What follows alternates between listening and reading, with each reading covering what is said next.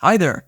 In today's video, I'm going to show you how to get new shields in Monopoly Go. Let's get started.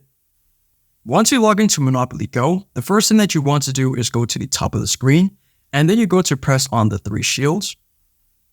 And here, this is where the different types of shields that you own will be displayed, or the different types of shield skins that you have. So now, if you want to earn more shields, there are 2 ways to do so. The first way is by completing in-game events. So if I go to the top right and then press on Bank Heist, you'll notice that there are some rewards that you'll receive after you complete the in-game task. Sometimes this can be shields.